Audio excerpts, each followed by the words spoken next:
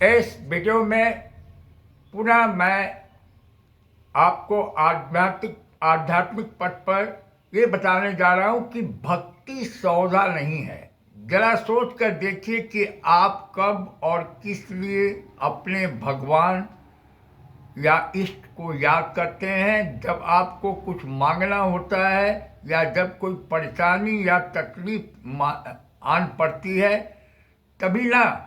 तो फिर यह भक्ति है या एक तरह का सौदा। इंग्लिश में डिवोशन शब्द जिसकी हिंदी भक्ति है, डिसोल्यूशन सबसे बड़ा है जिसका अर्थ है विसर्जन।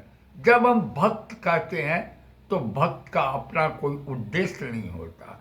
उसका एकमात्र उद्देश्य उस चीज में विसर्जित हो जाना होता है जिसकी वह भक्ति कर रहा है। वह अच्छी तरह से रहने के बारे में भी नहीं सोच रहा है, वह धनी होने के बारे में भी नहीं सोच रहा है। मान लीजिए वह भगवान शिव का भक्त है, इसका अर्थ है कि वह बस शिव में ही विलीन हो जाना चाहता है। बस यही है जो वह जानता है। इस दुनिया में होने वाली प्रार्थनाओं को देखिए, 99% प्रार्थनाओं में क्या होता है? मुझे यह दे दो, मुझे वह दे दो, मुझे बचा लो, मेरी रक्षा करो। यह भक्ति नहीं है, यह सौदा है। आप एक मूर्खतापूर्ण सौदा करने की कोशिश में लगे हैं।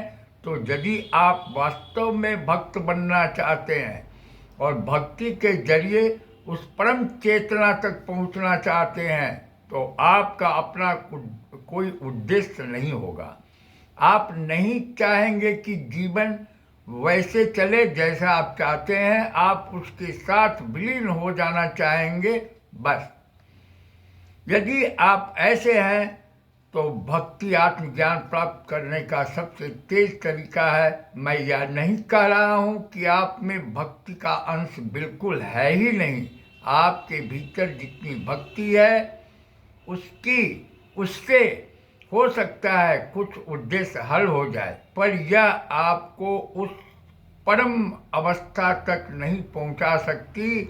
आप ऐसी भक्ति से छोटे मोटे काम कर सकते हैं। आप तब तक किसी के सामने पूरी तरह झुकने को तैयार नहीं होते जब तक आप अनुभव के एक खास स्तर तक नहीं पहुंचते। ऐसा स्तर जहां आप स्वाभाविक रूप से एक भक्त के रूप में निखर जाते हैं।